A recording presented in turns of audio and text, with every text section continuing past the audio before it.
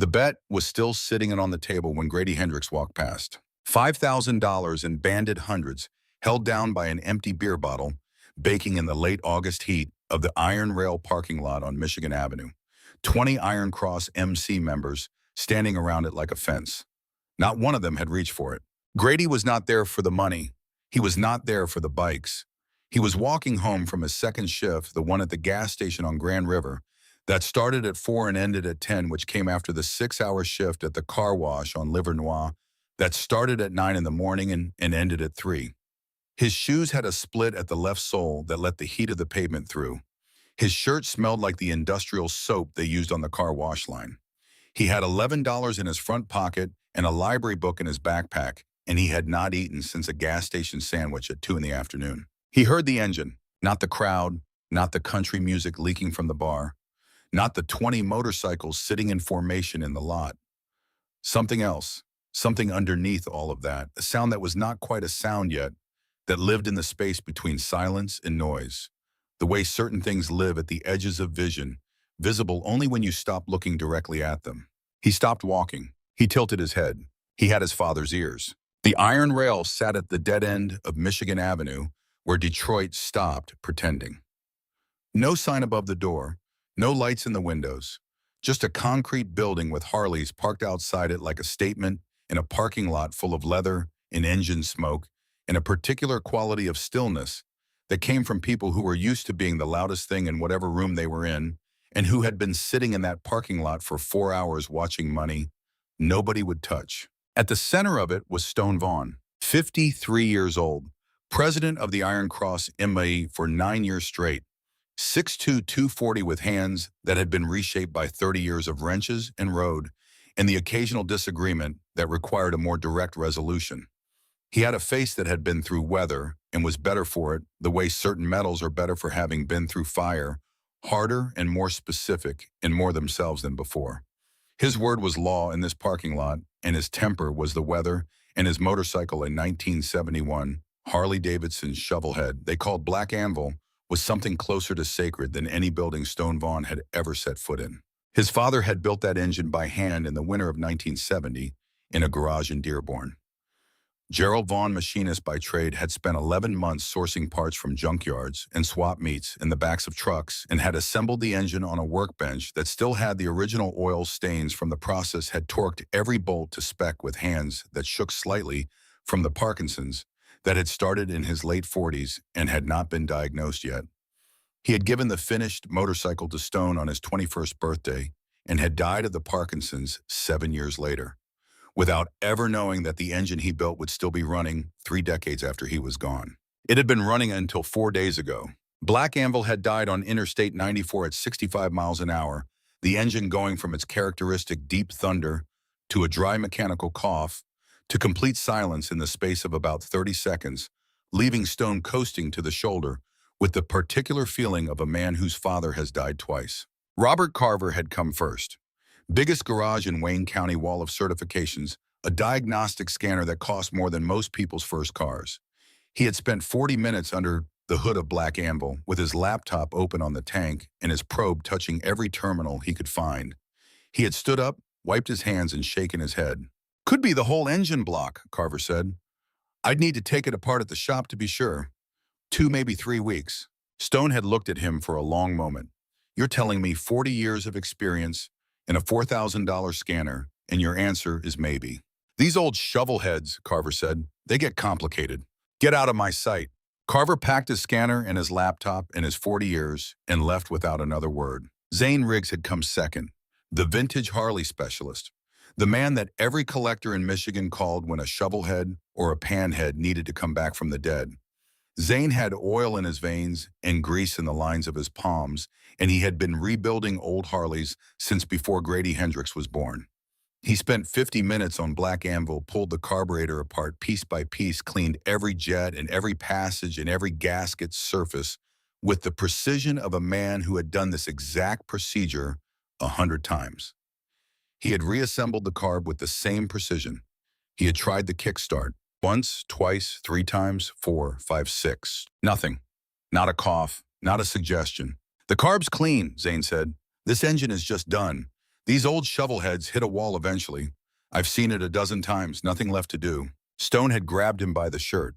You're supposed to be the best in the state. I am the best in the state, Zane said. And I'm telling you, she's finished. Stone had shoved him away hard enough that Zane had to catch himself on the front fender of the nearest bike. Get out! Stephen Decker had come third. Former aerospace engineer, now a motorcycle consultant, the smart one, the one who showed up with a laptop and a voltage meter and a current probe, and the particular confidence of a man who approaches mechanical problems the way a scientist approaches data, which is to say with a great deal of certainty and not enough respect for the thing that can't be measured.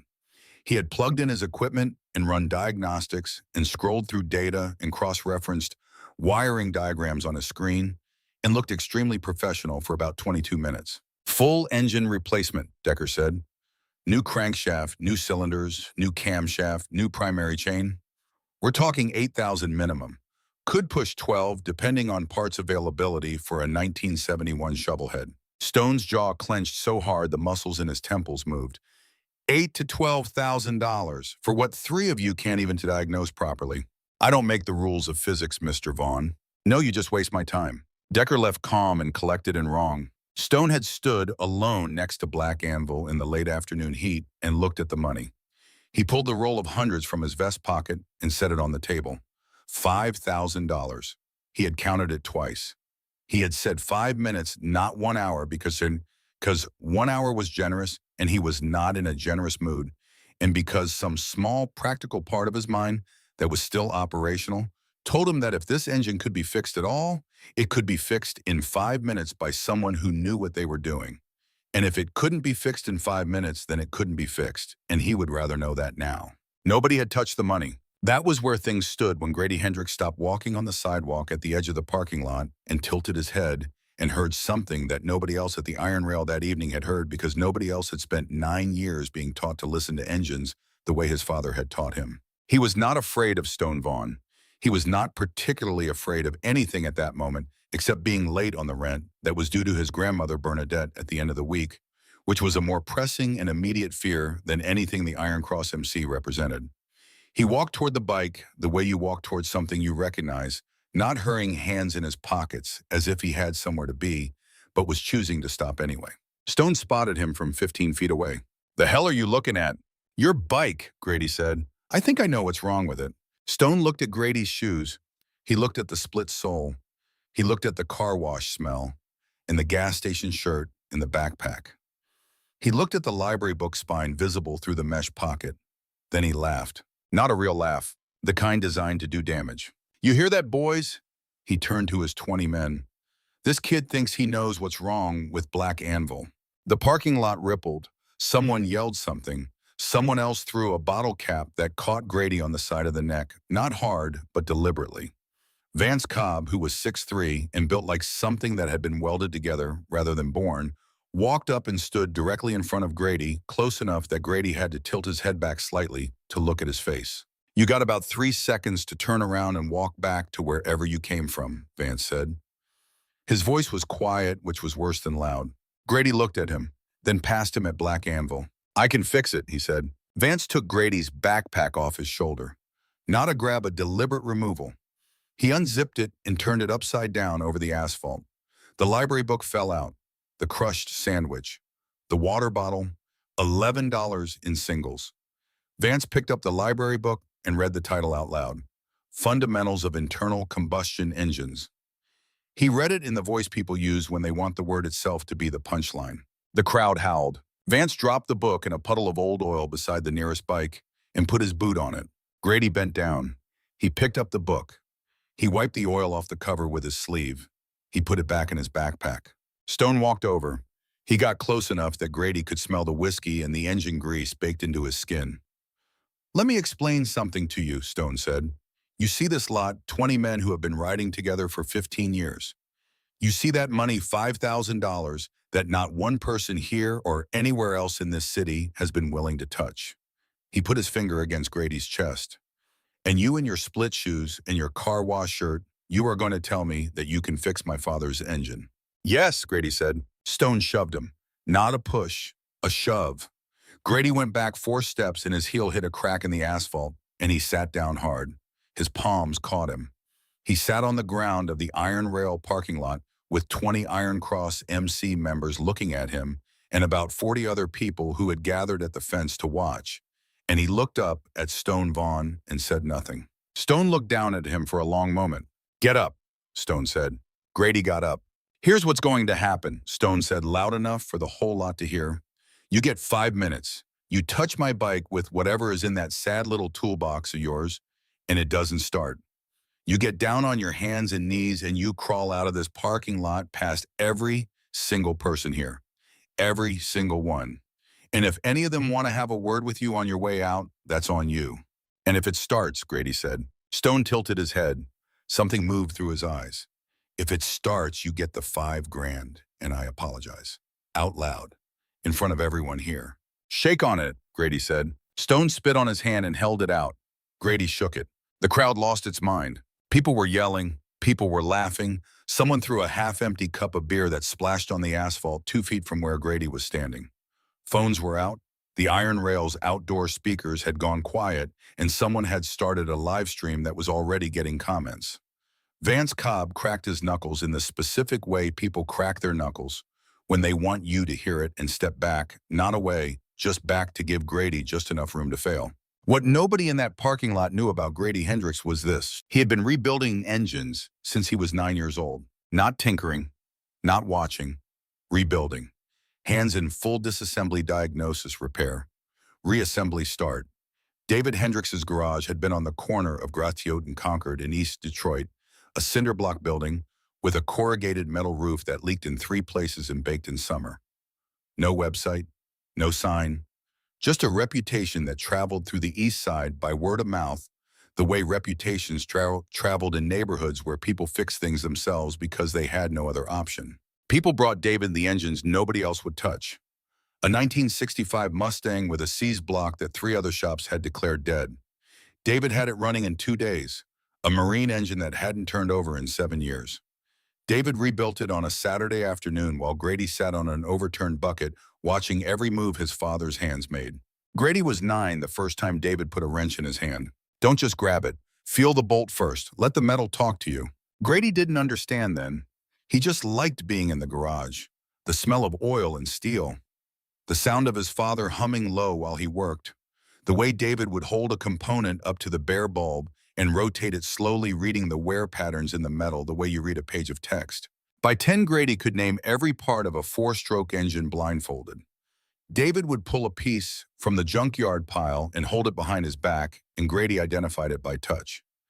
Connecting rod, piston ring, rocker arm, valve spring, every time. By 11, he started hearing things. Not voices, not anything strange. He would stand next to a running engine and hear it in layers. Most people heard a single wall of mechanical sound.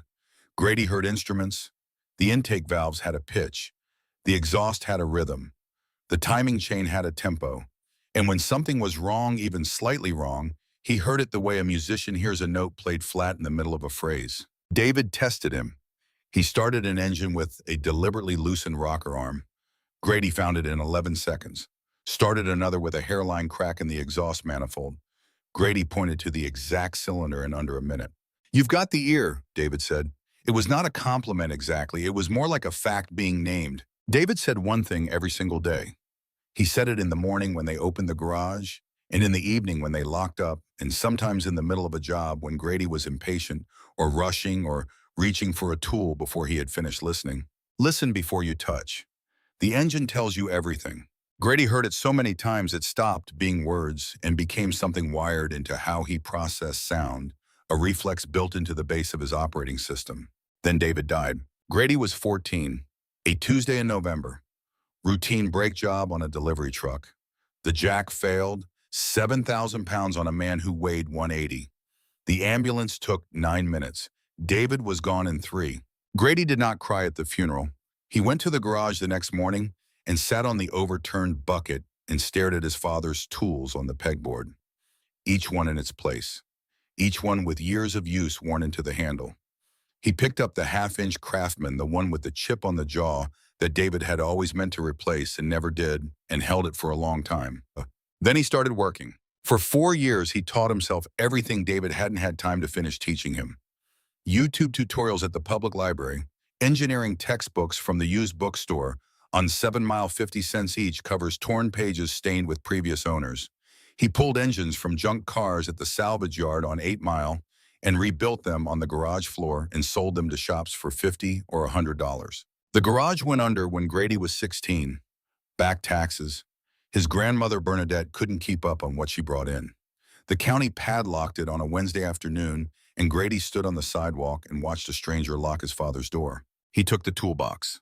That was all he could carry. The tools wrapped in an old bedsheet stuffed in the backpack with the cracked zipper. 2 jobs since then. Car wash, gas station. 11-hour days, 6 days a week.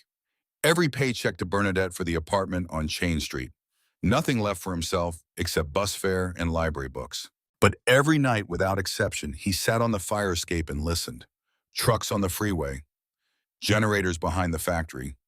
The neighbor's Buick idling rough in the lot 3 floors below. He diagnosed that Buick from the fire escape. Bad ignition coil cylinder 2 misfire. The neighbor spent $400 at a shop 10 days later. They replaced the coil. Grady had been right.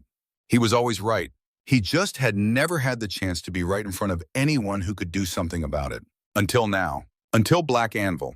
Until a parking lot full of 20 bikers and a crowd at the fence and live stream viewers and $5,000 on a table, and Stone Vaughn looking at him with the particular expression of a man who has decided this is going to be very quick and very embarrassing.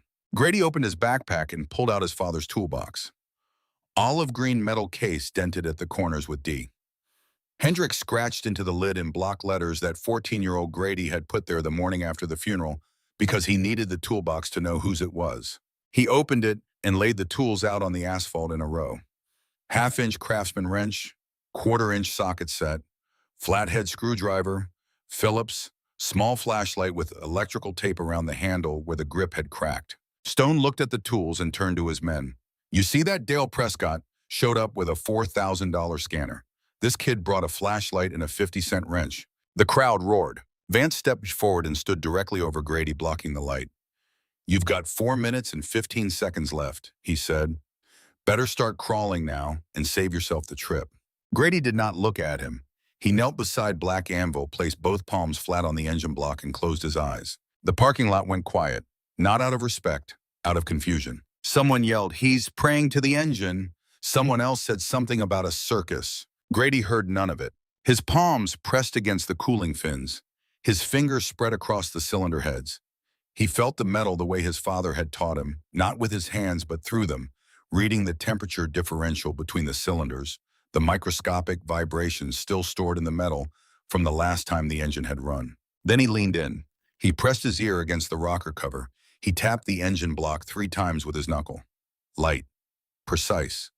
The knock of someone asking a question. Stone's grin faded slightly. In 30 years of owning motorcycles and watching other people work on motorcycles, he had never seen anyone touch a bike like that. Grady opened his eyes. He pulled the flashlight from the toolbox. He aimed it at the primary chain cover, moved it to the carburetor bowl, moved it to the ground wire junction at the frame bolt. 3 spots, 3 seconds each. He stood up. 3 problems, he said. Quiet, flat, like reading something off a list. Not 1, let's 3. That's why nobody could fix it. They each found what they were looking for and stopped looking. Stone's nostrils flared. 3 problems in 40 seconds. Robert Carver was looking with his scanner. His scanner doesn't read mechanical timing on a points ignition system. There are no electronic signals to find. Zane Riggs cleaned the carburetor, but he tested the float assembled. Stephen Decker's probes touched the wire, not the junction surface. They were all looking at the right systems and asking the wrong questions. A silence fell over the parking lot that was different from the previous silences. Stone grabbed Grady by the back of his shirt and turned him toward the crowd. "You hear this? He says 3 problems in 40 seconds. 40 seconds. He slow clapped loud and deliberate. Give it up for the car wash genius." 20 bikers joined in. The crowd at the fence joined in. The live stream chat was detonating. But one person did not join in. She was standing at the back of the crowd near the fence, small and gray-haired, wearing a plain navy windbreaker over a white blouse. She had reading glasses hanging from a chain around her neck, and she had her arms crossed over her chest, and she was watching Grady Hendrix with an expression that nobody in that parking lot would have recognized. Her name was Betty Cross. She was 68 years old. She had spent 31 years as the chief engineer of Harley-Davidson's powertrain division in Milwaukee, designing and certifying and personally approving every engine that left the factory floor. She held 4 patents on valve train geometry. She had written the diagnostic manual that sat on the shelf in every Harley dealership in America. She was in Detroit visiting her sister. She had taken a wrong turn on Michigan Avenue, seen the crowd and the Harleys, and pulled over out of curiosity.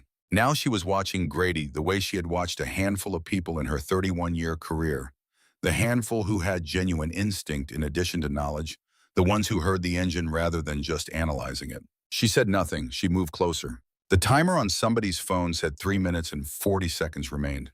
Grady picked up the half-inch Craftsman, his father's wrench, the chip on the jaw. He positioned it on the first bolt of the cam cover and looked at Stone. "I'm going to fix all 3 in order. You want to watch.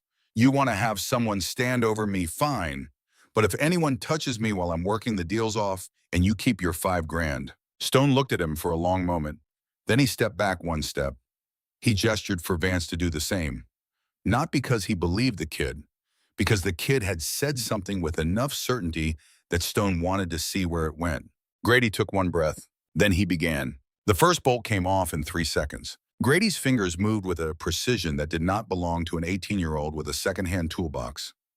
The cam cover lifted clean, no fumbling, no hesitation, the way someone opens a door they have opened 1,000 times before. Underneath, the timing chain sat exposed. A long loop of roller chain connecting the cam sprocket to the crankshaft sprocket, linking the top and bottom of the engine's breathing system. On a healthy shovel head, the chain would be taut and aligned, every link seated perfectly on every tooth. This one was not. Grady pointed his flashlight at the cam sprocket. 2 teeth off. The chain had slipped forward by exactly 2 positions. On a modern motorcycle, a sensor would catch this. On a 1971 shovel head with mechanical points ignition, there was no sensor. No warning light, no error code. Just an engine that refused to fire because the valves were opening and closing milliseconds out of sync with the pistons. Enough to kill compression entirely. Timing chain slipped 2 teeth. Grady said not to Stone, not to the crowd, but to himself, the way his father used to talk, through a diagnosis out loud. He loosened the cam sprocket bolt, rotated the sprocket backward by hand. 2 clicks, felt the chain seat back into position, tightened the bolt, checked the tension with his thumb, measured the deflection by feel. 12 seconds, the whole repair. Robert Carver was standing at the edge of the crowd. His face had gone the color of old concrete. He had spent 40 minutes with a $4,000 scanner and missed this completely because his scanner searched for electronic signals, and there were no electronic signals to find on a 53-year-old motorcycle with mechanical points ignition. Grady had found it with his ear and confirmed it with a $2 flashlight. "That's one," Grady said. Stone stared at him. Something was happening in his chest that he did not have a name for yet. "Lucky," Vance said, not to Stone, to himself quietly, the word of a man who is not certain enough to say it loudly. Grady was already moving to the carburetor. He pulled the bowl off with 4 quick turns of a Phillips head and looked inside. The float, a small brass pontoon that rode up and down to control the fuel level in the carb throat. It was supposed to move freely, its position opening or closing a needle valve to regulate gasoline entering the engine. This one was not moving. It was jammed fully open, held in place by a piece of debris so small that Grady had to angle his flashlight directly at the pivot point to see it. A flake of old gasket material, smaller than a grain of rice, wedged between the float arm and the bowl wall at a 15-degree angle off vertical. With the needle valve permanently open, fuel had been pouring in without stopping. The cylinders had flooded, raw gasoline pooling on top of the pistons. A flooded cylinder cannot compress. An engine that cannot compress cannot fire. Even if the timing had been perfect, Black Anvil would never have started. Zane Riggs had pulled his carburetor apart. He had cleaned every jet and every passage. He had checked every gasket. He had not tested the float under load, had not pressed it at the specific angle where this particular defect showed itself, because on a Cahin Butterfly carburetor from 1971, the float does not look stuck unless you apply pressure at exactly the right point. Grady pressed, Index finger on the pivot point, gentle push at 15 degrees off axis. The gasket flake popped free. The float dropped to neutral. The needle valve clicked shut. Grady held up the flake between his thumb and forefinger. Barely visible. Float jammed open, he said. Fuel pouring straight through every time you tried to start it. The cylinder flooding killed the compression. Zane Riggs pushed through the crowd, face working. I checked that float. I checked it twice. You checked it assembled, Grady said. The debris only shows at 15 degrees off axis. It's a known defect on pre-1974 Cahans. Harley issued a technical service bulletin in 1978. He paused. Bulletin number HD-78-041. The crowd murmured. A bulletin number. From memory. From a kid who was wearing split shoes and smelled like industrial soap. Betty Cross uncrossed her arms. She had written that bulletin in her office on Juneau Avenue in Milwaukee on a typewriter she still remembered the model number of in the spring of 1978. She remembered the specific issue, the specific carburetor batch, the specific failure mode. She had written the diagnostic procedure herself. This 18-year-old had just quoted her work from memory. Her hand was not quite steady against her side. Stone stepped forward and jabbed his finger into Grady's chest. So you memorized a number. 2 down, Grady said. Stone grabbed Grady's shirt with both hands and lifted him up onto his toes. The fabric stretched. A button popped. Stone's face was very close. 2 lucky finds don't make you special. They make you a freak who got lucky twice. He dropped Grady. Grady stumbled, caught himself, straightened the collar of what was left of his shirt. He looked at Stone for exactly 1 second. Then he turned back to the bike. Vance kicked Grady's toolbox. It skidded 3 feet across the asphalt, tools scattering. Grady walked to the toolbox. He picked it up. He organized the tools back into their positions without hurrying. Half-inch wrench, socket set, screwdrivers, flashlight. He put it back beside the bike and lay flat on the ground. The crowd above him shifted. Phones tilted downward like searchlights. The live stream had passed 4,000 viewers. The chat was moving too fast to read. Under the frame, Grady's flashlight found the ground wire junction, a single bolt connecting the engine's ground strap to the frame rail. On paper, the simplest electrical connection on the entire motorcycle. In practice, the most overlooked failure point on any vintage machine ever built. The bolt was tight. The wire was intact. Everything looked exactly the way it was supposed to look. Grady scraped his thumbnail across the contact surface. Green oxidation. Copper carbonate formed by months of road salt and moisture working under the edge of the strap. Just enough electrical resistance to weaken the spark from the ignition points. Not enough to show on a voltmeter reading from the battery terminals where Stephen Decker's probes had been. More than enough when combined with the timing issue and the flooded carburetor to ensure that Black Anvil would never fire. Decker's equipment had checked the wire, not the junction surface underneath the bolt head. The resistance lived in that quarter-inch circle of corroded metal that no diagnostic software on Earth was designed to find on a 53-year-old motorcycle with no computer and no sensors. Grady reached into his back pocket. He pulled out a strip of emery cloth, folded twice edges worn soft. His father had kept a strip of emery cloth in his left back pocket every day for 23 years. Grady had started doing the same thing the week after David died and had not stopped. Short, firm strokes across the contact surface, green to brown to bright copper, catching the light of his flashlight like something alive. He repositioned the ground strap flat against the frame rail, tightened the bolt by feel. Firm then a quarter turn more, slid out from under the bike, stood up, brushed the gravel from his back and shoulders. Bad ground, he said. Corroded junction at the frame bolt. She's been losing spark since last winter, getting weaker every ride until she finally quit on the highway. He picked up each tool and returned it to its place in the toolbox, in the exact order his father kept them.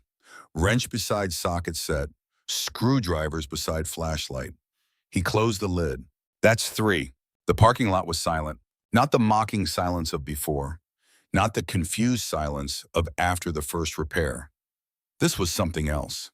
The silence of 20 people and 40 more at the fence and 4,000 people on live stream, all arriving simultaneously at the same realization, which was that they had been completely and entirely wrong. The timer on the phone read 4 minutes and 47 seconds. Stone Vaughn stood 6 feet from his own motorcycle. His arms were at his sides. His mouth was slightly open. His eyes were on Grady's hands, the same hands he had called dirty and worthless and belonging in a car wash, resting now on an olive green toolbox scratched with D. Hendricks. Betty Cross walked forward through the crowd. People moved aside without being asked, the way people move aside for someone whose manner communicates that she is going somewhere specific and intends to arrive. She knelt beside Black Anvil. She pressed 2 fingers against the timing chain. Correct. She pushed the carburetor float with her index finger at 15 degrees off axis. It swung freely. She slid her thumbnail across the ground junction. Bright copper, 0 oxidation, bolt torqued correctly. She stood. She looked at Grady. Every single one, she said. Quiet enough that only Stone and Grady could hear. Perfect diagnosis, perfect repair. I have trained engineers for 30 years. Most of them couldn't do what you just did. None of them could do it this fast. Grady nodded. He looked at Stone. Try it, he said. Stone stood over Black Anvil. He had not sat on that motorcycle in 4 days.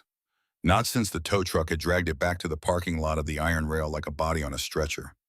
He looked at the bike. He looked at Grady. He looked back at the bike. If this doesn't start, Stone said quietly, you know what happens. Grady said nothing. He stepped back. He folded his arms. He waited. Stone swung his leg over the seat. His hands found the grips, the muscle memory of 30 years. His right boot found the kickstart pedal. He had done this 10,000 times in his life. His foot hesitated. He kicked. The engine turned over once, a dry mechanical gasp, then silence. Grady did not move. Stone kicked again. Black Anvil caught. A single cylinder fired. Then the second, and the engine came back from 4 days of silence with a sound that went through every person in that parking lot before it reached their ears. A deep rolling thunder that shook the glasses on the tables inside the bar and rattled the fence at the perimeter and moved down Michigan Avenue like something that had been waiting a long time to be heard again. Stone's hands tightened on the grips. He revved the throttle once, twice, and the engine answered, both times crisp and immediate, the response of something that has been fixed properly rather than worked around. The timer said 4 minutes and 47 seconds. 4 minutes and 47 seconds. 13 seconds to spare. The parking lot broke. Someone screamed, a pure involuntary sound. The person next to her grabbed her arm. The live stream chat went white with comments. A man at the fence took his hat off and pressed it against his chest.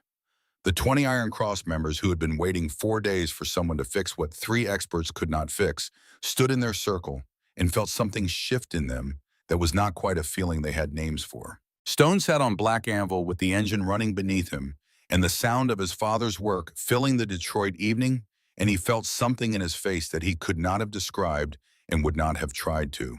He killed the engine. The silence that followed was louder than the roar. He sat for a long moment. Then he swung his leg off and stood facing Grady Hendricks, and the space between them was filled with the particular quality that spaces between people have when both of them know that something significant has just happened, and neither of them has the language for it yet. Stone reached into his vest. He pulled out the roll of hundreds. $5,000. He held it out toward Grady. His hand was not entirely steady. Grady looked at the money. He looked at Stone. You owe me something else first, he said. Stone's jaw worked. The veins in his neck moved. 20 Iron Cross members watched their president in the silence of people witnessing something they had not expected to witness. Stone Vaughn opened his mouth. Sorry. One word. Rough and low, like something broken loose from concrete. He did not say it again. He did not need to. 4,000 people on the live stream heard it. 20 bikers in the parking lot heard it. The crowd at the fence heard it. Nobody laughed. Grady took the money. He did not count it. He folded the roll and put it in his back pocket, the same pocket where the emery cloth was. Then Betty Cross stepped forward. My name is Betty Cross, she said. The noise died immediately, the way noise dies when something authoritative speaks into it. 31 years as chief engineer at Harley-Davidson's powertrain division in Milwaukee. She let that settle. What this young man just did, 3 separate faults, diagnosed by ear, repaired by hand, under 5 minutes with tools older than he is something I have never seen. Not once in 31 years. She reached into her windbreaker and produced a card. Plain white black text. Harley-Davidson Advanced Apprenticeship Program. Full scholarship, housing included. Starting salary from day 1. I am personally recommending you, she said. Grady looked at the card for a moment. Then he took it. His hand was steady. Thank you, ma'am, he said. The kid with the cracked phone screen zoomed in on the card. The live stream caught it. Within 48 hours, that video would reach 2 million views. Within a week, Grady Hendrix' name would appear in places he had never imagined seeing his name. But right now, none of that had happened yet. Right now, it was just an 18-year-old holding a business card in a Detroit parking lot at night with $5,000 in his pocket and his father's tools at his feet, and an engine running in his memory that sounded in the space between the last rev and the silence exactly like his father's voice. Listen before you touch. The engine tells you everything. The video hit 1 million views in 22 hours. By the time Grady got off his first shift the next morning, it was everywhere. His phone, which he had been ignoring because the number was off, and the calls were from numbers he did not recognize, had 47 voicemails. His grandmother Bernadette was sitting at the kitchen table in their apartment on Chain Street with her reading glasses on and her tablet in front of her watching the video for what appeared to be the fifth or sixth time. She looked up when he came in. "You didn't tell me," she said. "I didn't think it would go anywhere," he said. She looked at him for a long moment with the expression she had been using on him since he was 4 years old, the one that meant she knew everything about the situation and was deciding how much of it to address. "Sit down," she said. "I'll make eggs." He sat down. She made eggs. She did not say anything else about the video or the $5,000 or the business card from Betty Cross that he had put on the kitchen table. She made eggs and toast and coffee and put it in front of him and sat across from him and watched him eat the way she had watched him eat since his father died, with a particular quality of attention that was not hovering, that gave him space but that never fully looked away. "The money," she said finally. "I know," he said. "The back taxes on the garage," she said. "You know what I found last month?" He knew. He had found the same notice in her desk drawer, the one from the county about the accumulated back taxes on the property at Great Shield in Concord, the property that still legally belonged to the estate of David Hendrix, and that the county was preparing to sell to recover the debt. He had been carrying the number in his head for 3 weeks, $4,612. He had been trying to figure out how long it would take him to save it at his current rate of earning. At $11 an hour for 11 hours a day, 6 days a week, minus what went to Bernadette for the apartment and food and utilities, the answer was approximately 14 months. The county's deadline was 90 days. He reached into his back pocket. He set the roll of hundreds on the kitchen table. Bernadette looked at it. "This covers the taxes," he said, "and there's some left." She picked up the roll. She turned it over in her hands. She set it back down. "Your father's garage," she said. "His garage," Grady said. "We get the padlock off." Bernadette pressed her fingers together on the table and looked at them for a moment. She was 64 years old, and she had buried her son at 38 and raised his boy on a fixed income, and she was not a woman given to showing what she felt in real time. She let the moment pass. She picked up her fork. "Eat," she said, "before it gets cold." What happened to the 3 mechanics in the week after the video had a particular quality that Grady watched with a complicated feeling he could not entirely name. Robert Carver felt it first. His phone started ringing the morning after the video went wide, and it did not ring with new customers. It rang with cancellations. If a teenager with a flashlight can find what you missed in 40 minutes, why am I paying you $200 an hour? That was the polite version. He lost 9 clients in the first week. By the end of the month, his revenue had dropped a third, and he had let one of his technicians go. Zane Riggs had it worse. Someone clipped the exact moment in the live stream where Zane said, "I checked that float twice," and played it next to the 3 seconds it took Grady to pop the debris free. That clip became the kind of thing the internet makes out of moments that combine technical failure with misplaced confidence. It was seen 600,000 times in 2 days. 2 vintage bike clubs canceled their service contracts.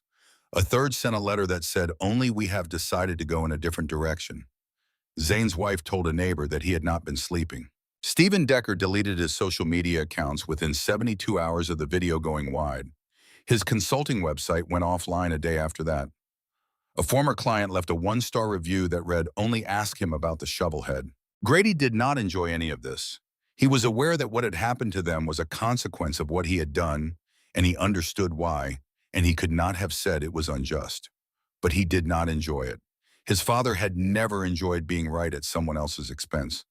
David Hendrix had fixed things because fixing things was what he did not, because it made anyone else look bad.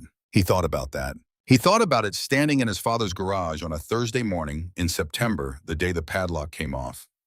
He had paid the back taxes at the county office on Wednesday afternoon cash, and the release of lien had come through in less than 24 hours, which was the fastest the county had moved on anything in recent memory, possibly because the woman processing the paperwork had recognized his name. He stood in the garage on Thursday morning and looked at the pegboard where his father's tools had hung empty, now because Grady had taken them the day the county locked it, and at the workbench where David had spent so many years, and at the floor where the oil stains were still there, in the shapes they had always been, in the specific geography of a working mechanic's life, written in spilled oil on concrete. He hung his father's tools back on the pegboard, each one in its place.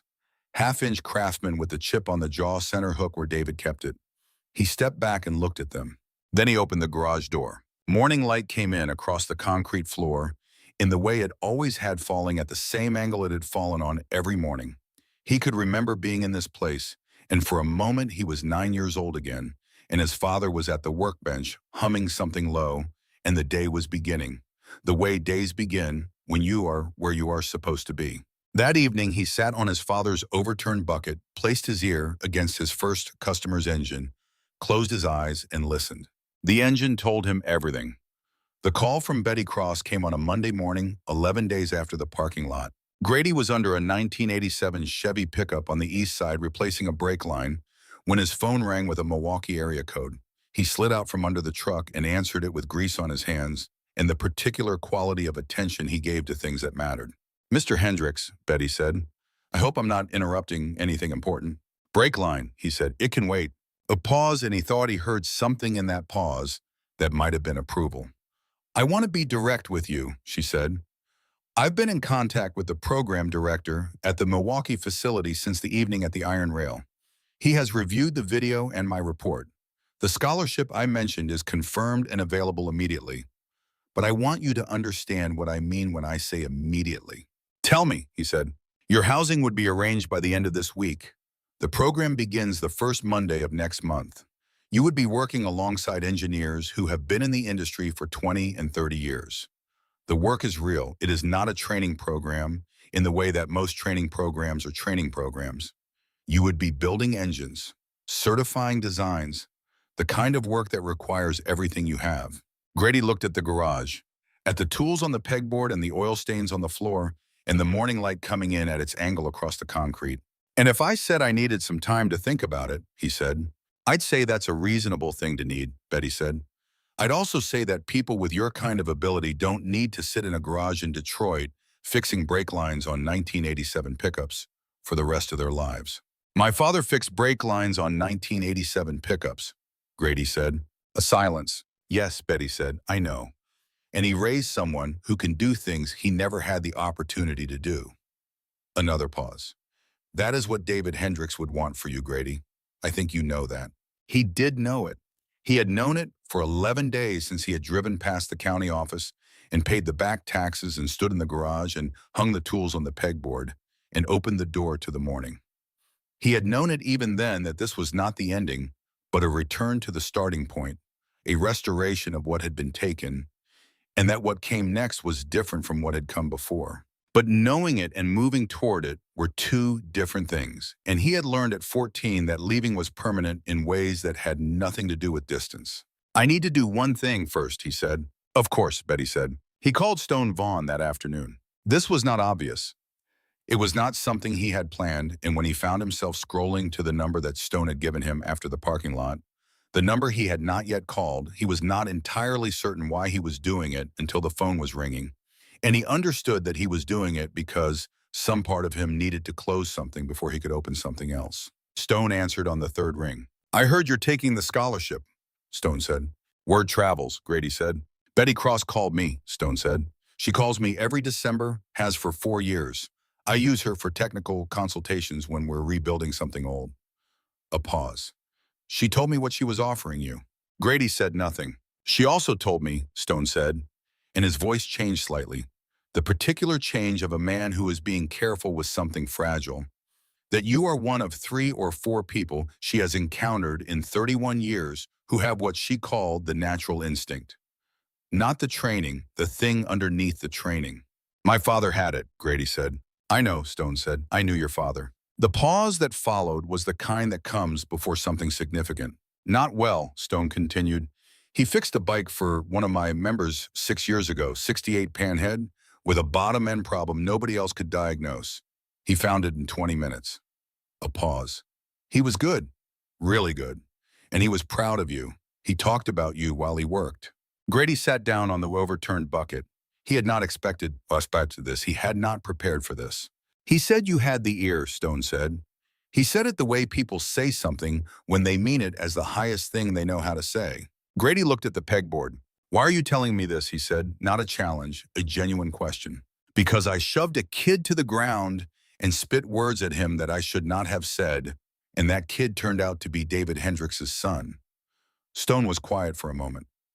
I said sorry in that parking lot because you earned it. I'm saying it again now because I mean it differently than I did then. Grady looked at the half-inch Craftsman on its hook. He would have laughed, Grady said finally. My dad, at the whole thing, the bet and the crowd and the live stream. He paused. He would have said you could have just told them you knew what was wrong with it. Stone made a sound that might have been a laugh. He would have been right. He usually was, Grady said. They talked for a while after that, not about anything in particular, the way people talk, when the important thing has already been said, and they are not quite ready to end the conversation. Stone asked about the garage. Grady told him about the padlock and the back taxes and the morning the door opened. Stone told him about his father building the engine in the winter of 1970, the Parkinson's that had already started the hands that shook on the torque wrench. He never knew it would still be running 50 years later, Stone said. Mine either, Grady said. He hung up and sat in the garage for a while. It was afternoon, the light shifting toward the gold of late day, and the garage was quiet the way it had been quiet on every afternoon. He could remember a specific quality of quiet that had nothing to do with the absence of sound and everything to do with the presence of everything that had happened here. He called Betty Cross back. I'll be there, he said. I know, she said. The week before he left Detroit was the week that Grady understood for the first time the difference between what he had thought his life was and what it was actually going to be. He worked every day. He closed out the jobs that were in progress and returned deposits on the jobs he hadn't started and told his regulars where to find reliable mechanics in the neighborhood. He worked the last shift at the car wash and the last shift at the gas station and shook hands with people he had worked alongside for 2 years, people whose names he had learned and whose small habits he knew, and who had treated him with the basic dignity of one person working next to another. He packed one bag. Everything that mattered fit in one bag in the toolbox. Everything else he left for Bernadette, not because he didn't want it, but because the apartment on Chain Street was where those things belonged, and moving them would have been moving them away from where they were supposed to be. The night before he left, he and Bernadette sat at the kitchen table and ate the food she had made, which was the same food she had always made on occasions that mattered, chicken and biscuits and the green beans from her window box garden. And they talked about nothing important the way they had always talked about nothing important when the important things were already understood. At the end of the meal, she put something on the table in front of him, a photograph he had not seen before. His father at the workbench, probably mid-30s in the garage at Graciot in Concord. He was holding a component up to the light, turning it slowly, and his face had the expression it always had when he was reading something in the metal that only he could read. He kept it in his wallet, Bernadette said. I've had it since. Grady looked at it for a long time. Take it, she said. He took it. He left Detroit the next morning before the car wash shift started, which was the first morning in 2 years he had been awake at that hour and not going to work. He drove north on C-75 with the windows down and the toolbox in the back seat, and his father's photograph in the inside pocket of his jacket, and the particular quality of morning air in late September that has the first real chill in it, the air that tells you summer is done and what is coming is going to be different. He did not look back at the city in his mirror. He had not looked back at things he was leaving since he was 14 years old and had learned that looking back served no practical purpose when the only direction available to you was forward. But he thought about the garage. He thought about the pegboard and the tools hanging in their places. He thought about the oil stains on the floor. He thought about the morning light coming in at its angle. He thought about his father. Listen before you touch. The engine tells you everything. He drove toward Milwaukee with the windows down and the morning around him and the toolbox, riding in the back seat like a passenger who had somewhere to be. 3 weeks into the apprenticeship program, Betty Cross came to find him in the engine test facility on a Tuesday afternoon. He was at bench 7 midway through a valve clearance inspection on a new big twin prototype, and he heard her before he saw her, the specific quality of her footsteps on the concrete floor, purposeful and unhurried, the walk of someone who had been moving through this building for 30 years and knew where every surface was. "How are you settling in?" she said. "It's a good facility," he said. He did not take his eyes off the valve clearance gauge. She stood beside him and watched him work. He was aware of being watched the way you are aware of things that matter, which is to say continuously and without letting it affect your hands. "The engineers here," she said. "Do you notice anything about how they work?" He thought about that. "They trust their equipment," he said. "They go to the instrument before they go to the engine." "Is that wrong?" "No," he said. "It's right for what they're building. New engines, tolerances you can't feel by hand. They need the instruments." He set the gauge down. But on an old engine, an engine where the instruments weren't designed for the generation of engineering, it represents the instrument looks for what it knows how to look for. It doesn't know how to listen. Betty was quiet for a moment. "Your father taught you that," she said. "He taught me to listen first. The instruments came after." She looked at the prototype engine on the bench. "There are 3 engineers on this floor who will tell you that what you did at the iron rail was a trick, a lucky combination of prior knowledge and fortuitous timing. They will say that in a real diagnostic environment with proper documentation and safety protocols, your approach would not be reproducible." "They're wrong," Grady said. "I know," Betty said. "I want you to be ready for it anyway." He turned to look at her. She was 68 years old, and she had the steady eyes of someone who had spent a lifetime being right in rooms full of people who did not want to believe her. "Were they wrong about you too?" he asked. "When you were starting?" She looked at him for a moment. "Every day for the first 5 years," she said. He nodded once. He turned back to the engine. "Then I'll be ready for it," he said. She left him to his work. At bench 7 on a Tuesday afternoon in Milwaukee, with the overhead lights and the sound of other engineers at their benches, and the smell of oil and metal and the particular energy of a place where the work is real and consequential, Grady Hendrix put his hands on the prototype engine and listened. The engine told him 3 things in the first 30 seconds that were not in any of the documentation. He wrote them down. He would bring them to Betty in the morning. She would verify them, and she would not be surprised. She had been waiting for this, had known it was coming. The way you know rain is coming when the air changes and the light changes and the birds go quiet. He would not be surprised either. His father had told him years ago that this was what the ear was for. Not for parking lots and bets and crowds with their phones out. For the work. For the ongoing patient work of listening to what engines had to say and saying it back to the people who built them so they could build them better. That was what the ear was for. That was what David Hendrix had been building in his son in the years before he died, in the mornings before the garage opened, and the evenings after it closed, at the workbench and in the junkyard and on the fire escape, and in every patient repetition of the thing he said every day. "Listen before you touch." Grady listened. Outside, Milwaukee in late September was doing what cities do at the end of summer, moving from one quality of light to another, the afternoons shortening and the air sharpening, and the lake somewhere beyond the streets catching the changed light in its particular way. He did not need to see it. He had work to do. He had always had work to do. He had his father's ear. He had his father's tools. He had the rest of a life ahead of him that would be built on what David Hendrix had given him in a garage on the corner of Gracio and Concord in East Detroit in the years before the jack failed and the time they had. He turned back to the engine. He listened, and the engine told him everything. The thing about the Iron Cross MC that nobody outside of it understood, that the live stream viewers and the viral headlines and the comment sections all missed entirely, was that Stone Vaughn's apology in that parking lot had not been the hardest thing that happened to him that night. The hardest thing was what happened after Grady left. 20 men. Men who had ridden together for 15 years. Men who had seen Stone Vaughn walk into situations that most people would walk away from and come out the other side without apology and without explanation.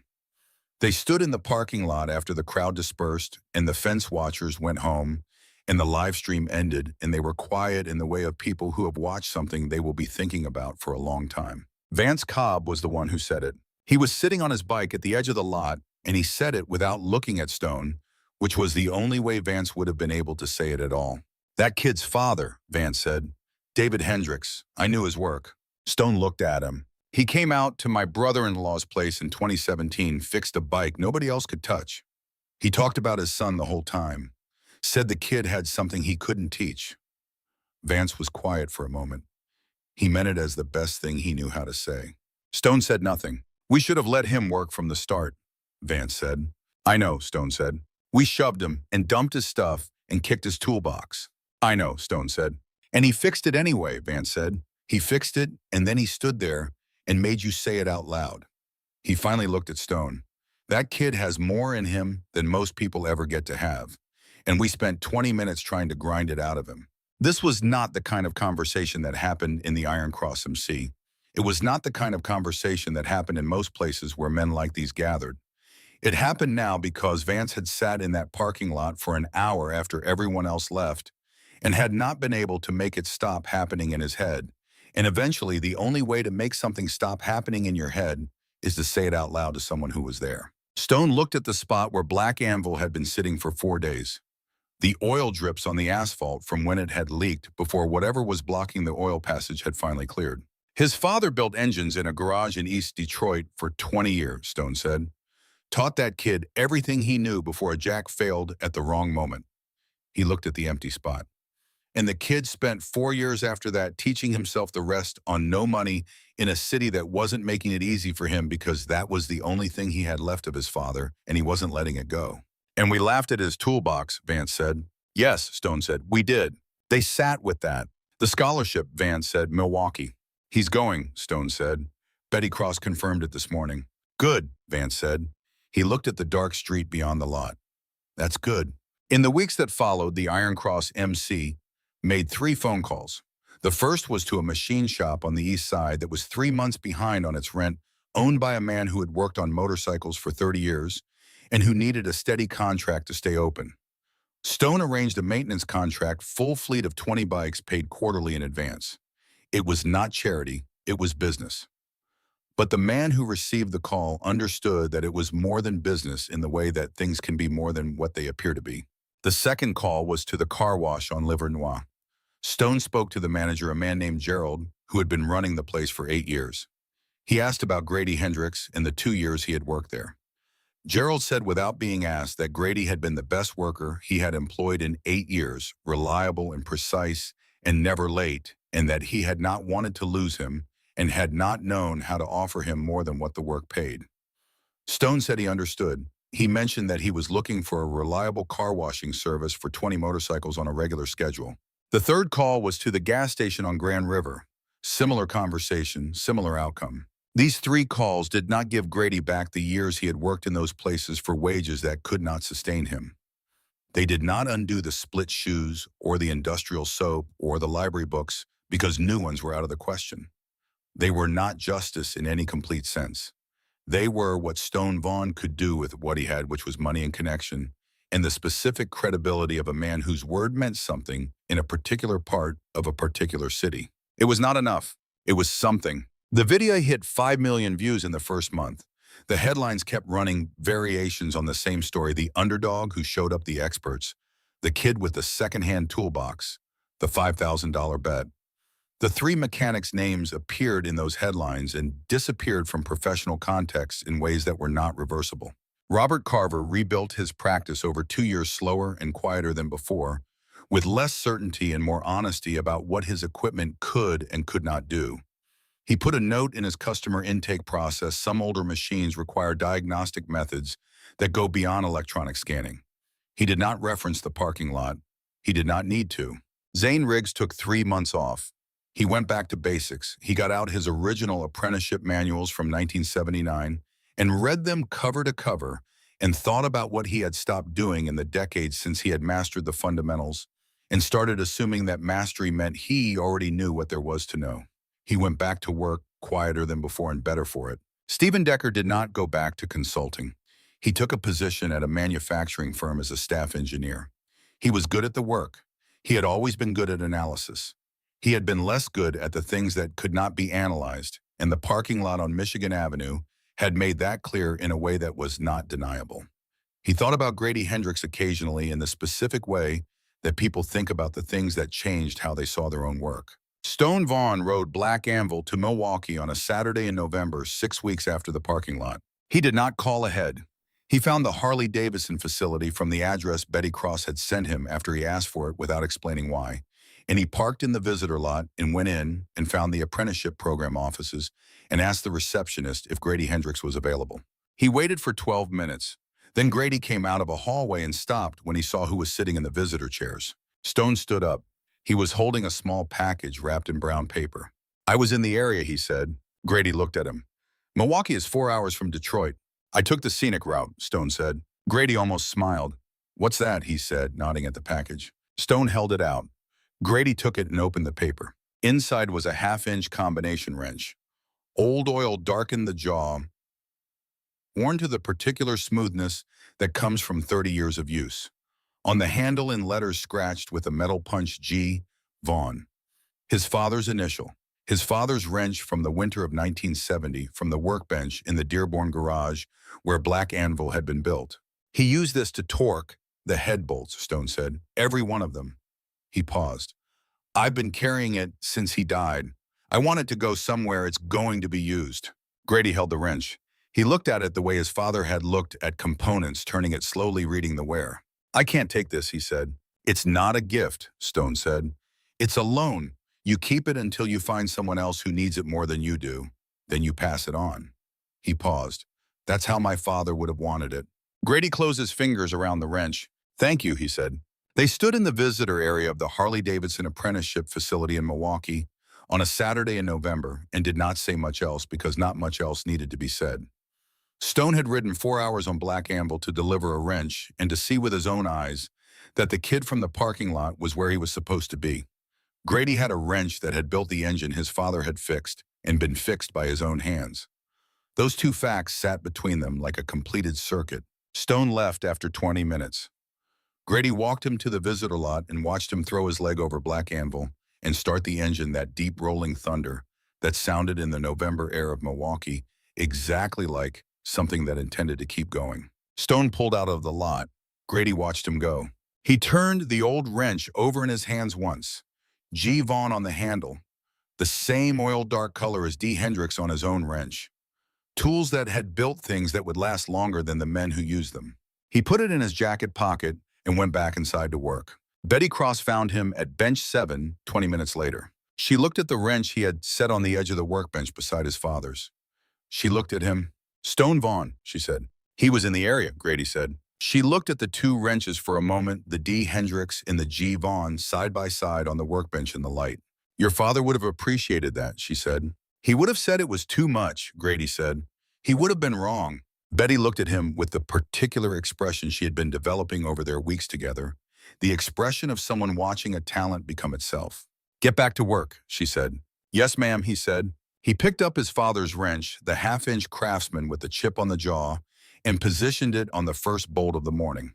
He listened. The engine told him everything it had to say. He was 23 months into the apprenticeship when he built his first engine from scratch, not assembled, built. The distinction mattered and everyone in the facility understood it. Assembly was putting specified components together in specified ways according to specified tolerances. Building was the process that preceded assembly, the decisions about what the engine was going to be, what it was going to do, what it needed to do it. Building was where the ear was required. Assembly was where the hands carried out what the ear had determined. Grady built a shovel head, not because he was assigned one. He requested it specifically, which was unusual for an apprentice at his stage. Betty Cross approved the request without asking for justification, which was how she made decisions about things she had already decided. He spent 6 weeks on it. He sourced components the way his father had sourced components, by hand, by inspection, by the feel of metal that was good versus metal, that had been stressed or compromised in ways that did not show on the surface. He worked at the bench in the facility and also on evenings and weekends in the garage on Gracio in Concord in Detroit, which he had kept operating through Bernadette's management of the small jobs that kept it viable, because some work required the specific quality of quiet that only that garage could provide. He finished it on a Thursday in October. He installed it in a frame that had been sitting in the corner of the Detroit garage since before he was born, a 1971 frame that had belonged to a customer who had never come back for it and that David Hendricks had kept for 11 years because you did not throw away a frame that good. He kick-started it in the Detroit garage on a Thursday evening with Bernadette sitting on the bench his father had always used for sitting and thinking in the presence of engines. The engine caught on the second kick. Bernadette pressed her hand to her mouth. Grady stood beside the running engine, his hand on the primary cover, and felt the vibration travel up his arm, the way it always did, specific and alive, the particular signature of this engine.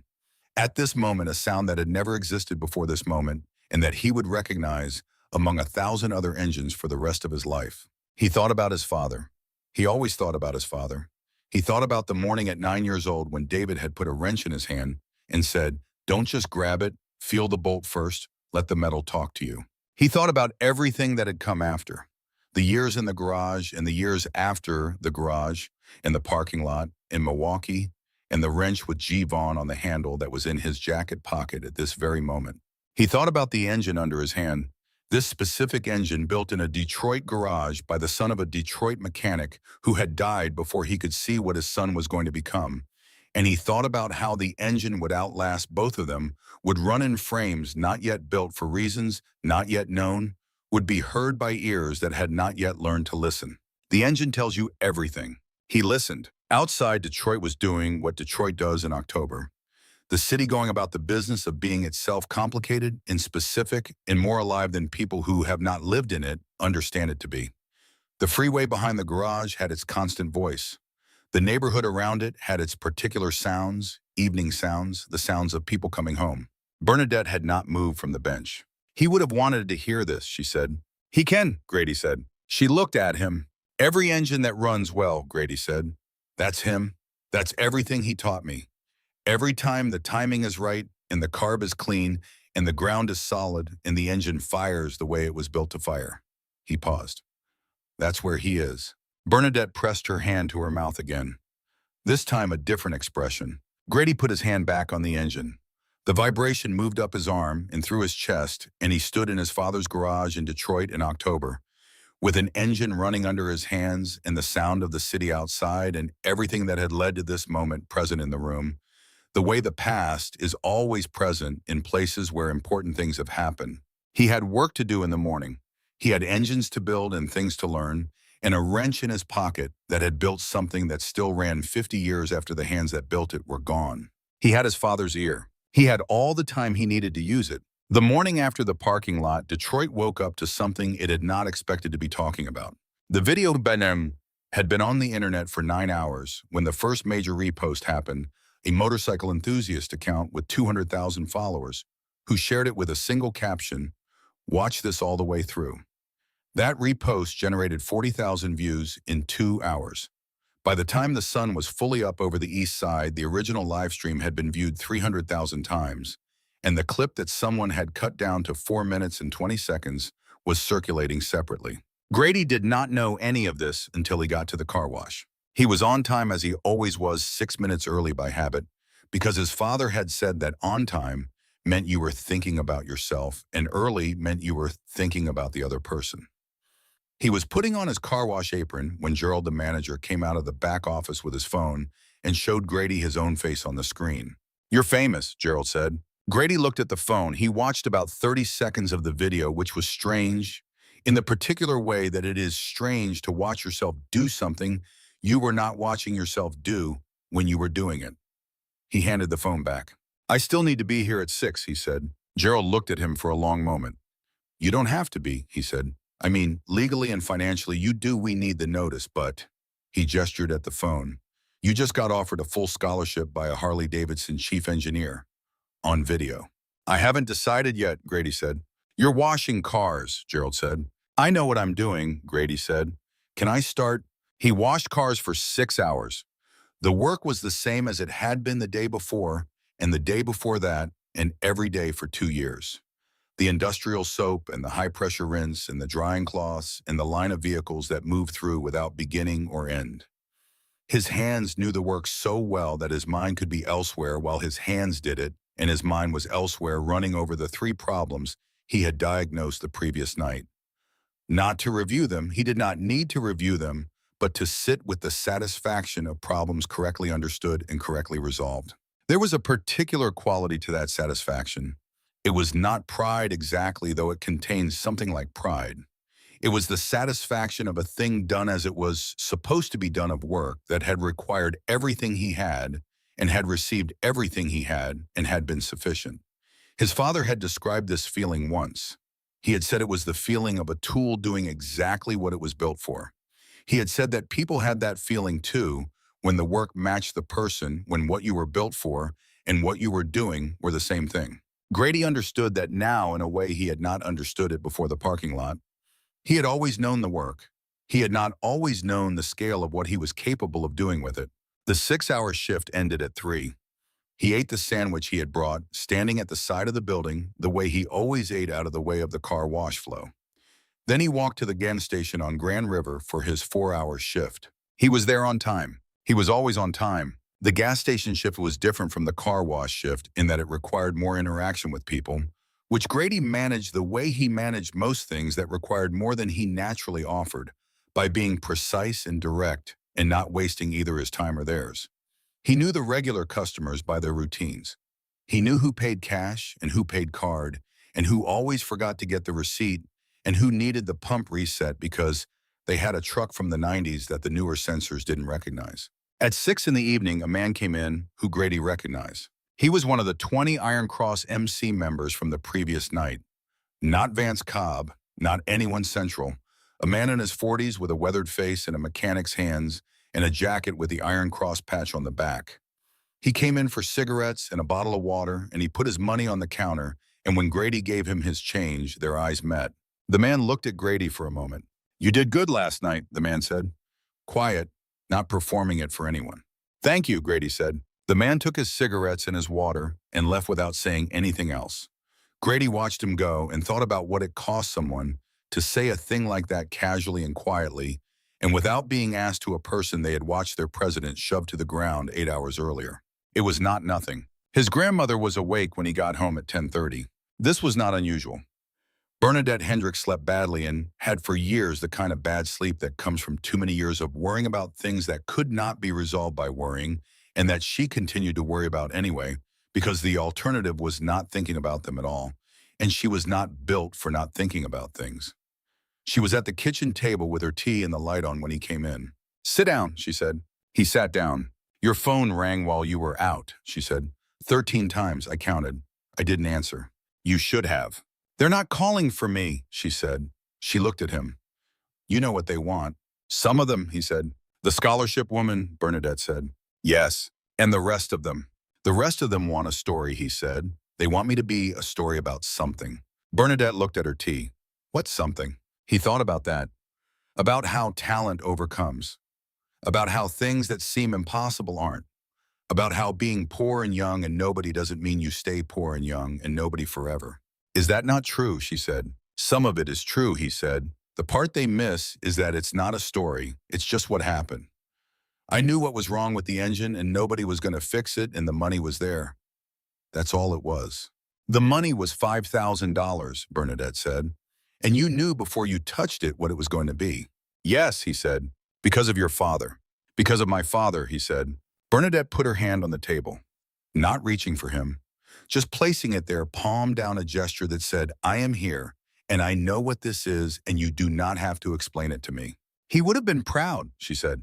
"He would have said, I should have told them what was wrong with the engine before the bet," Grady said. "He would have said showing off is for people who aren't sure they're right." Bernadette made a sound that was almost a laugh. "He would have been proud anyway," she said. "I know," Grady said. They sat together at the kitchen table in the apartment on Chain Street for a while after that, in the particular quiet of two people who have been through enough together that sitting in the same room is itself a form of conversation. Then Bernadette said, "The garage." "I know," Grady said. $4,612, she said. I looked up the number. 90 days, he said. "The money from last night." "Yes," he said. She looked at her tea. "It was his garage," she said, not possessively, not as a claim, as a fact that carried weight. "It's still his garage," Grady said. "The tools are still in my backpack. The pegboard still has the nail holes where they hung. The oil stains are still on the floor." He paused. It's been locked for 2 years. It's still his. Bernadette looked at him for a long time. Get it open, she said. He paid the back taxes on a Wednesday. He opened the garage on a Thursday. He had already told the story of that morning. The tools on the pegboard and the morning light at its angle, and it was true, all of it was true, but there was something about it he had not said, had not known how to say at the time. When he opened the garage door and the morning light came in at the angle it had always come in, and he was standing in the space where his father had spent 20 years, what he felt was not only the satisfaction of restoration. What he felt was a specific and precise grief that had been waiting for this moment because there was no adequate place for it. Before this moment, a grief for the years between the padlock and the open door, the years when the garage had been locked and the tools had been in his backpack and his father's work had been in a cinder block building that nobody was allowed into. He stood in the door and let it hit him. It took about 30 seconds. Then it passed the way waves pass fully and without apology, and leaving the shore exactly as it was, and he went inside and hung the tools on the pegboard and opened the garage to the morning. He was 18 years old. He had 2 years of car wash and gas station in his hands, and 4 years of self-education in his head, and the ear his father had built in him over 9 years of mornings and evenings in this exact building. And he had a business card in his jacket pocket from a woman who believed he was one of a handful of people in her professional lifetime who had what she called the natural instinct. He had a great deal of work to do. He started that afternoon. The apprenticeship in Milwaukee lasted 3 years. Grady spent those 3 years doing the work the way his father had done the work, fully and without reservation, and with the understanding that the engine in front of him deserved everything he had, regardless of whether anyone was watching. Betty Cross supervised his development without managing it, which was the distinction she made between good mentorship and bad. And she was present at the moments that mattered without being present at all the moments that did not, which was its own form of respect. He learned things in Milwaukee that he could not have learned in Detroit, not because Detroit was insufficient, but because Milwaukee had the infrastructure for certain kinds of learning that required equipment and institutional knowledge, and the presence of other engineers doing serious work. He learned tolerances he had previously felt rather than measured. He learned documentation. He learned the language of engineering as a shared enterprise, the way you communicated what you knew to people who were not in the room with you when you knew it. He kept his father's ear. He added to it everything Milwaukee could give him. In the 3rd year of the apprenticeship, he was assigned to a project that required diagnosing a production issue with a specific engine variant that had been failing at a higher than acceptable rate after approximately 8,000 miles of operation. Other engineers had been working on the problem for 4 months. They had tested components individually and tested them in combination and had generated a substantial body of data that pointed towards several possible causes without definitively establishing any of them. Grady looked at the data. He looked at the failed engines. He put his hands on one of them and listened. 40 minutes later, he brought his conclusion to Betty Cross. It's the interaction between the primary chain tension and the cam bearing clearance under thermal load, he said. The specification allows a range for both. At the outer tolerance of one and the inner tolerance of the other, the combination produces a harmonic at a specific RPM band that accelerates bearing wear. It's not visible in the individual component specs. It only appears when both are at their respective tolerance limits simultaneously. Betty Cross looked at him. You're saying the specifications are correct and the failure occurs anyway. I'm saying the specifications don't account for the interaction. They were developed for the components individually.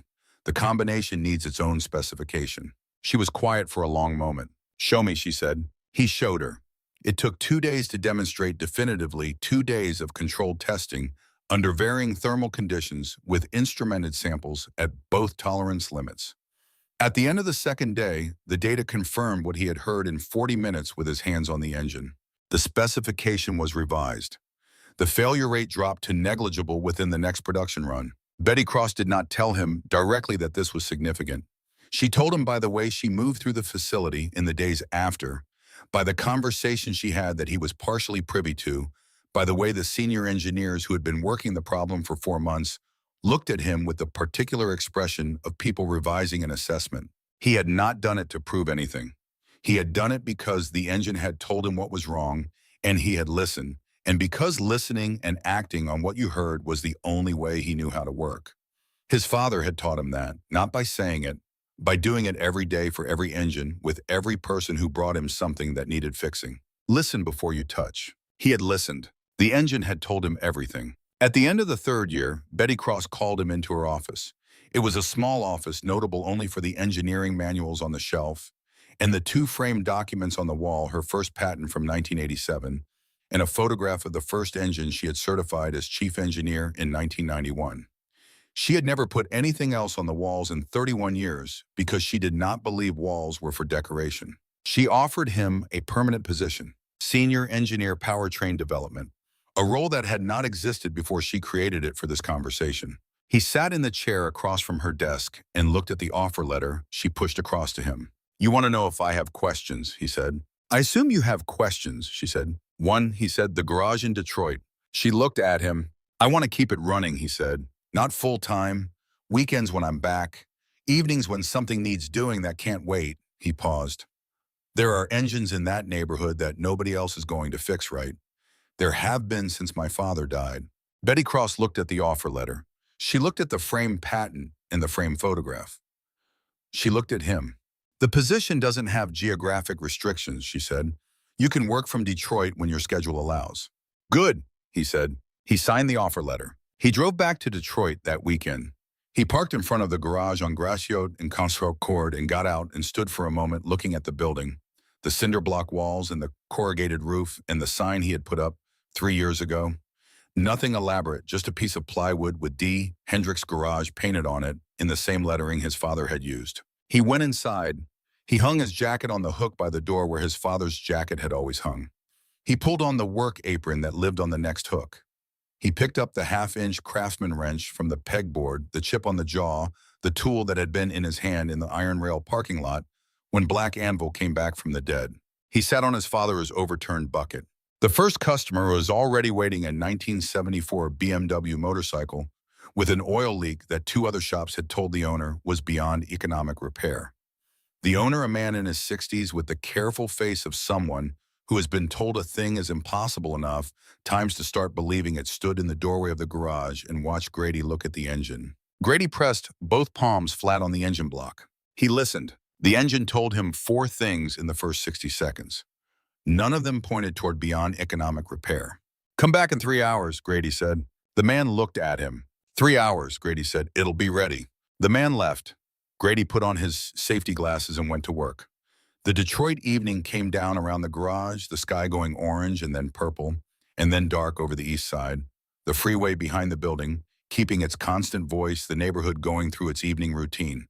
All of it the same as it had always been in this exact place, all of it unchanged by the 3 years in Milwaukee, or the parking lot, or the $5,000, or the full scholarship, or the offer letter with the senior engineer title. The work was the same. It had always been the same. He was his father's son, and his father had been a man who fixed things because things needed fixing, and who had given everything he had to a son who had not known at 9 years old that listening to an engine with your father's guidance was also listening to everything his father had to say about what it meant to do work well in a life that gave you no guarantees except the work itself. He knew now. He had known it in the parking lot. He had known it in Milwaukee. He knew it here at the bench in the garage in East Detroit with his father's tools in his hands and the emery cloth in his pocket and the wrench with G. Vaughn on the handle in his jacket and the BMW engine in front of him, and 3 hours to make something right that everyone else had decided was wrong. The engine told him everything. He listened. He began. Stone Vaughn brought Black Anvil back to the garage on Graciot in Concord on a Thursday evening in April, 4 years after the parking lot. He had called ahead this time. He was not in the area. He had driven 3 hours specifically because Black Anvil needed work that he did not want anyone else to do. A secondary chain tensioner that had developed a specific behavior at highway speed, a subtle vibration that most people would not have noticed, and that Stone had noticed immediately because he had spent 23 years learning what Black Anvil felt like when everything was right and this was not right. He parked in the lot, which had the same gravel and the same weeds pushing through the cracks that it had always had, and went inside. Grady was at the bench with a 1969 BSA that someone had brought in from Ohio, the only place left in the Midwest where Grady was known to do BSA work. He looked up when Stone came in, assessed the situation in the way he assessed all situations fully and without expression, and nodded once at the workbench. "Set it there," he said. "I'll look at it in 10 minutes." Stone set Black Anvil on the auxiliary stand beside the bench and stood back. He did not sit down. He watched Grady finish what he was doing it on the BSA, which required 2 more minutes of careful work before it reached a stopping point that Grady was satisfied with. Then Grady came around the bench and stood next to Black Anvil and put his hands on the engine. He closed his eyes. 30 seconds. "Secondary chain tensioner," he said. "Spring fatigue. It's holding, but it won't hold much longer at highway load." Stone looked at him. "When did you add telepathy to the diagnostic toolkit?" "I heard it when you pulled in," Grady said. "The idle pattern has a flutter at specific intervals." He went to the parts shelf. He pulled a tensioner spring from the third bin from the left, which was where it had always been since David Hendricks had organized that shelf in 1994. 40 minutes, Grady said. "You can wait outside if you want. There's a chair." "I'll watch," Stone said. He watched. He had been watching Grady Hendricks work for 4 years now, in one context or another, and it was still the thing. It had always been the thing he had not had a name for in the parking lot. The quality that Betty Cross had called natural instinct, and that Stone, who was not an engineer and did not speak that language, thought of as right relationship. The kid was in right relationship with engines. He was with them in the way you were with a thing you had known all your life. No excess effort, no performance, just the ease of deep familiarity. David Hendricks had had it too. Stone had known David for exactly one job, the Panhead, in 2017, and he had spent 40 minutes in this same garage watching the older man work, and he had thought the same thing. Right relationship, though he had not had the words then either. Grady finished in 38 minutes. He started Black Anvil and let it warm for 3 minutes, listening with his eyes open this time, tracking the sound as the engine cycled through its warm-up range and settled into operating temperature. "Clean," he said. "He killed the engine." Stone pulled out his wallet. "What do I owe you?" he said. Grady told him. It was a fair number, not low, not high. Stone paid it without discussion. He was almost at the door when Grady said, "The tensioner spring. It's a weak point on this generation of shovelhead under sustained highway load. Your father's original design was good, but the spring material they used in 1971 has a finite fatigue life. This is the third one I've replaced on shovelheads from that year." Stone stopped. He turned back. "What are you saying?" "I'm saying if you're running this engine at highway speed regularly, you should check that spring every 30,000 miles. Grady paused. "It's a 30-minute job. Less if you know what you're doing." Stone looked at him. "I'm saying," Grady said, "that your father built a good engine. The materials available to him in 1971 weren't as good as what we have now. That's not a failure of the engine. It's a maintenance item." He met Stone's eyes. "Bring it back when it needs it. I'll be here." Stone stood in the doorway of the garage and looked at the man who had been an 18-year-old kid with split shoes and a library book in his backpack, the first time Stone Vaughn had looked at him and decided he was nothing. He thought about what it would have been like if Grady had not stopped that night. If he had walked past the bet and the crowd and the money and kept going toward the apartment on Chain Street and the $11 in his pocket. He thought about Black Anvil still dead on the asphalt of the iron rail parking lot.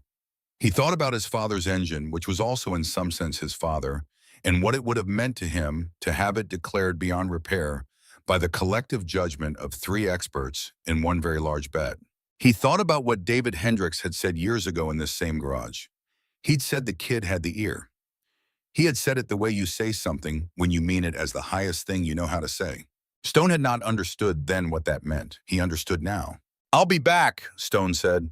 He put his wallet away. "And next time I'll call ahead." "I appreciate that," Grady said. Stone went outside and threw his leg over Black Anvil and started the engine. The secondary chain tensioner held. The idle was clean. The sound was right in the way that his father's engine was right when everything was as it was supposed to be, deep and even and specific, the signature of a machine built by hand by a man who knew what he was doing and cared about the result. He pulled out of the lot. He rode back toward Detroit on the same roads he had ridden for 30 years, the roads that led through the east side and then west and then north to the iron rail on Michigan Avenue, where the Iron Cross MC would be meeting tonight, the way they met every Thursday, 20 men and their machines, and the particular conversation that happened between people who had been through enough together to not need to say most of what they were thinking. He thought about Grady Hendricks the whole way. He thought about the parking lot and the crowd and the $5,000 and the 5 minutes. He thought about the way the kid had gotten up every time they pushed him down and had not changed his expression and had not raised his voice and had simply continued doing the thing he had come to do. He thought about the book in the backpack, Fundamentals of Internal Combustion Engines, oil stain from the puddle Vance had dropped it in. He thought about David Hendrick's voice in this garage in 2017, talking about his son with the specific quality of pride that a man has when he is talking about the thing he has built that will outlast him. He thought about the wrench with G. Vaughn on the handle sitting in a jacket pocket in a garage in East Detroit next to the wrench with D. Hendricks on its handle, the two of them side by side, the way they had been on the bench in Milwaukee tools from different fathers that had built different engines that both still ran. He rode into the Detroit evening with Black Anvil running right beneath him, and the city doing what it had always done around him, ongoing and complicated and alive. And he thought about what it meant to do good work in a city that had seen a great deal of bad luck. And that kept going anyway, engine by engine, mile by mile, the way all machines keep going when the work that maintains them is done with the right quality of attention. The iron rail had its lights on. The parking lot was filling up. He pulled in, killed the engine, and sat for a moment in the silence that follows the sound of a good engine shutting down, the particular silence that contains the echo of everything the engine just did and the promise of everything it will do next time. He thought about the kid. He thought about what David Hendricks would have said if he had been there in the parking lot that night, watching his son get shoved to the ground and get up again and get shoved again and get up again and take the wrench out of the olive green toolbox with D.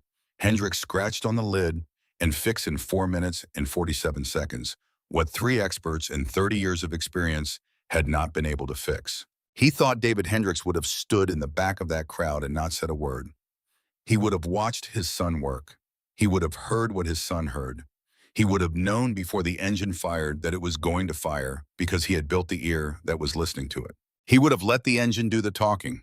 And when it was over, when Black Anvil roared back to life and the crowd erupted, and Stone sat on the seat with his hands on the grips and whatever was in his eyes, that was not quite any feeling he had a name for, David Hendricks would have turned to the person next to him and said something quiet, something simple that contained more than it appeared to contain. Stone thought he knew what it would have been. He swung his leg off the bike. He went inside. Behind him, Black Anvil cooled in the parking lot of the iron rail, ticking quietly in the April air. The way engines tick when the day's work is done and the night is beginning and the machine is simply what it is, metal and oil, in the patient certainty of something built to last. Grady Hendricks was in Detroit in his father's garage with his father's tools and his father's ear, and the rest of a life stretching out ahead of him, full of engines that needed listening to and problems that required everything he had, and the ongoing work of being exactly what David Hendricks had spent 9 years in a cinder block garage on the corner of Gracia and Concord building him to be. He had the ear. He had all the time he needed. He listened. The thing that the internet got wrong in the weeks and months after the video went everywhere was the ending. Every headline framed it the same way. Kid humiliates biker gang. Teenager shows up the experts. 5-minute fix leaves professionals speechless. They were not wrong about the facts. They were wrong about what the facts meant, which is a different kind of wrong, and in some ways a worse one because it is invisible to the people who are doing it. The story the internet told was about humiliation, about the bikers who were wrong and the kid who was right, and the money that changed hands, and the president of a motorcycle club saying the word sorry in front of a crowd. The story Grady Hendricks knew was different. It was about an engine his father had not been able to finish teaching him to listen to.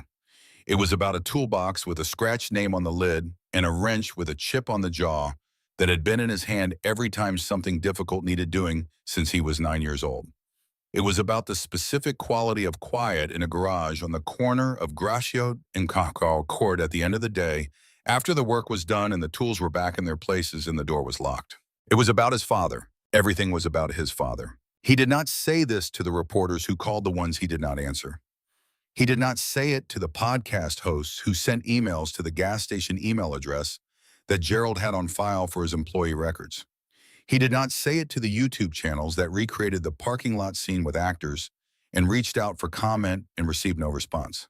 He said it once to Bernadette on a Sunday morning 6 weeks after the parking lot when they were sitting at the kitchen table and the newspaper had run another piece about it, this one in the automotive section, and Bernadette had pushed the paper across the table for him to see.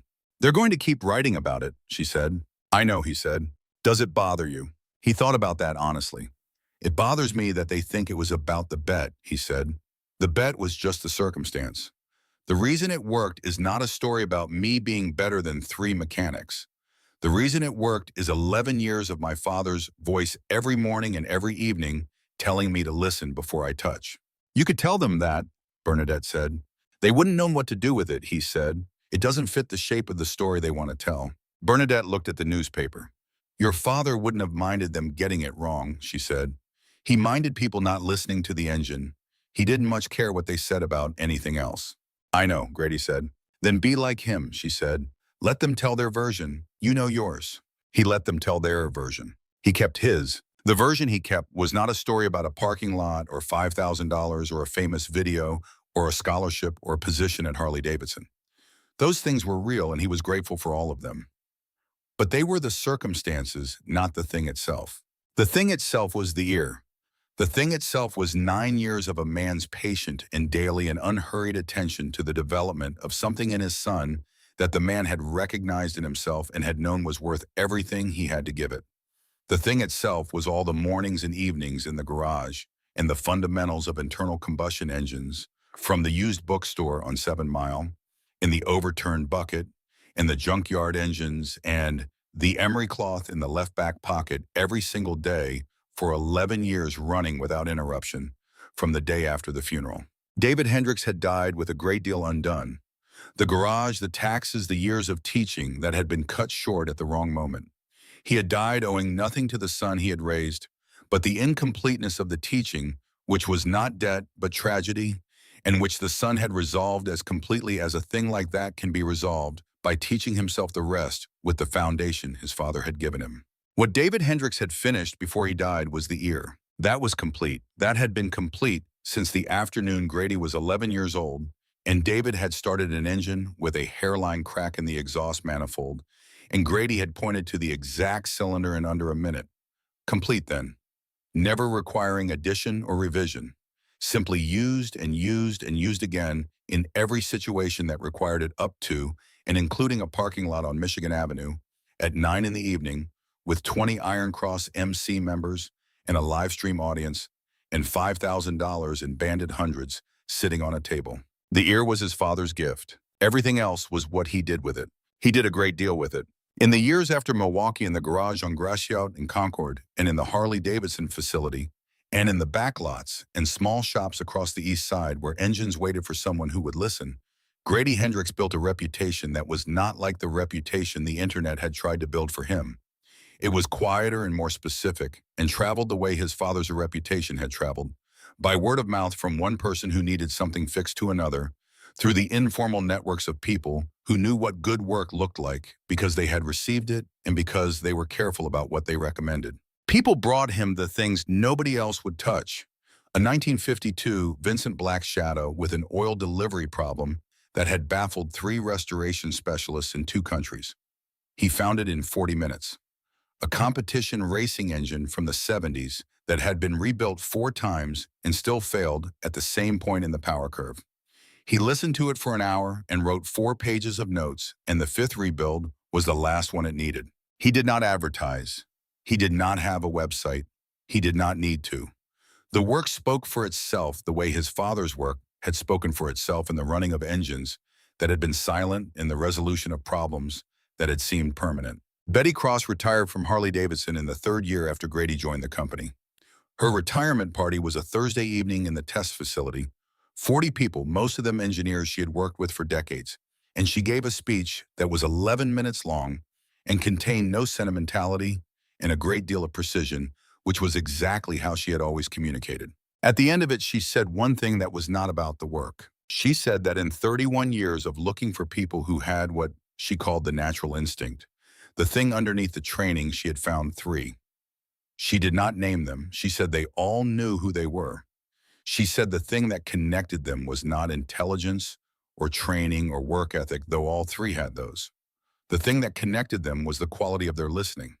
They listened to engines the way most people never learn to listen to anything fully and without assumption, with the understanding that the engine knew things they did not know yet and that the bus was to hear what it was saying. She looked at Grady when she said this. He looked back. He did not say anything. He did not need to. After the party, he drove to Gratio in Concord. He parked in the lot and went inside and turned on the single overhead light and stood in the middle of the garage and looked at the pegboard.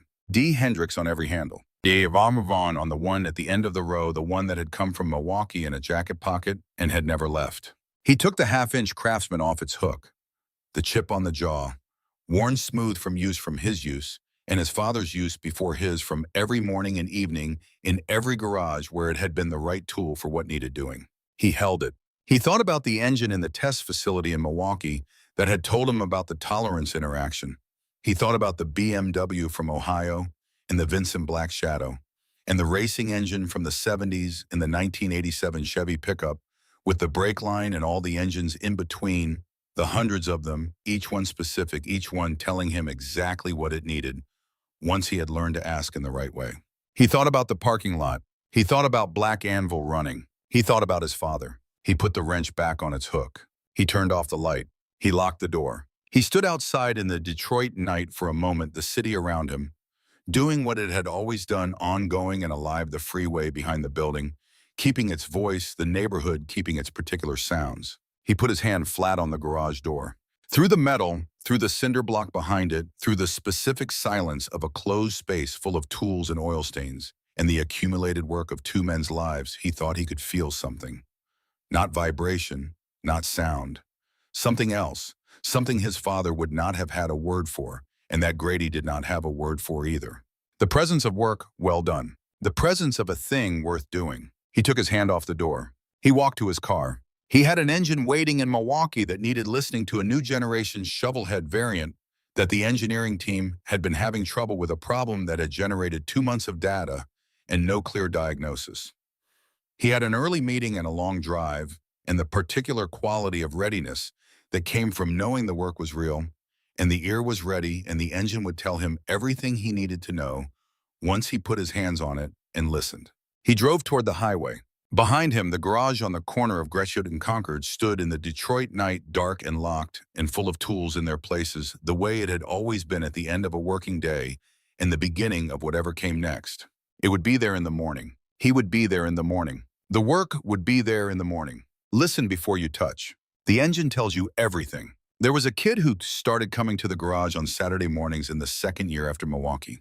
He was 12, the son of a woman who lived 2 blocks over on Van Dyke, and he had wandered into the lot one morning while Grady was working on a transmission and had stood at the doorway in the specific way that kids stand in doorways when they want to come in and are not sure they are allowed to. Grady had looked at him once and gone back to the transmission and not said anything which the kid interpreted correctly as permission. He stood there for 45 minutes watching. He came back the next Saturday, and the one after that. By the 4th Saturday, he had started asking questions, not a lot of them, specific ones, the kind that meant he had been watching and thinking and had arrived at a point where watching and thinking were not enough and he needed more information. Grady answered them. By the 6th Saturday, he had a rag in his hand. By the 8th Saturday, Grady had put a wrench in his hand. He did not say anything particular when he did it. He did not give a speech. He handed the kid the 1/4-inch socket set and showed him which bolt to start with and said, "Do not just grab it. Feel the bolt first. Let the metal talk to you." The kid looked at him. He was 12 years old. He looked at the socket in his hand and then at the bolt and then back at Grady with an expression that said he did not entirely understand what that meant. "I know," Grady said. "You will." He watched the kid work. Careful, tentative, learning the weight of the tool and the feel of resistance. Getting the angle wrong and correcting it. Getting the torque wrong and adjusting. The slow process of hands learning something that could only be learned by doing it. Grady watched and remembered being 9 years old in the same garage, or one that looked exactly like it, with his father's voice in the air, saying the same words and not understanding them yet, and understanding eventually, and one day not needing to understand them consciously anymore because they were simply the way he worked. He thought about what his father had given him. He thought about what he could give this kid, not all of it, not in a few Saturday mornings, but the beginning, the foundation, The first layer of something that would take years to build and that the kid would spend his life building on in ways Grady could not predict and would not need to. He thought about listen before you touch. He thought about it differently than he had before. It was not only about engines, he understood that now. It had never been only about engines. His father had said it about engines because engines were what they had between them, the shared language of the garage. But the principle underneath the principle was something larger, a way of approaching the world that started with the assumption that the thing in front of you had more to say than you yet knew how to hear, and that the job was to learn to hear it however long that took. His father had given him that, not the engines, not the technical knowledge, the attitude toward everything that the technical knowledge was built on. He watched the kid struggle with the bolt angle. He did not intervene. He waited. The kid found it. The angle corrected. The bolt came free. The kid looked at the socket in his hand and then at the bolt, and then at Grady with an expression that did not yet know what it was expressing because it was too new. Grady recognized it. He had worn that expression himself in this garage at 9 years old, the first time something his hands did had produced the result. His mind intended the first time the tool and the material and the action had all aligned in the way they were supposed to align, and his father had looked at him and not said anything, because saying something would have interrupted it. He did not say anything now. He let the moment be itself. The kid turned back to the engine. He found the next bolt. He got the angle right on the first try. Grady picked up his own wrench, the half-inch Craftsman, the chip on the jaw. He put it on the next fitting and went back to work. Outside, the east side of Detroit was doing Saturday the way it always did, the particular activity of a neighborhood morning.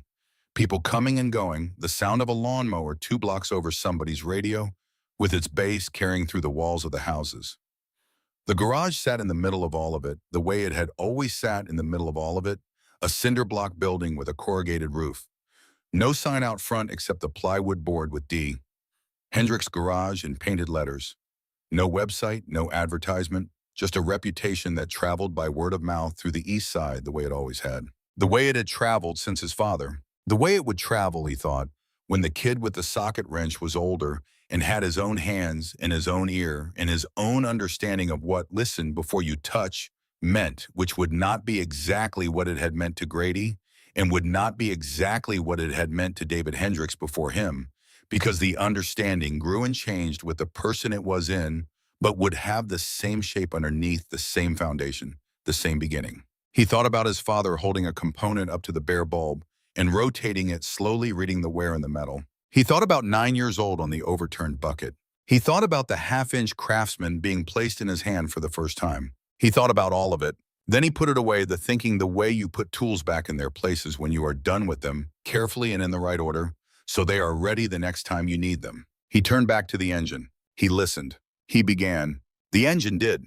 It always did. That was the one thing he had known since he was 11 years old in a garage in East Detroit, with his father's voice in the air, and a running engine under his hands, and a world ahead of him that had not yet shown him everything it was going to ask of him, or give him, or take away. The engine told you everything. You only had to be still enough to hear it. Listen before you touch. He did.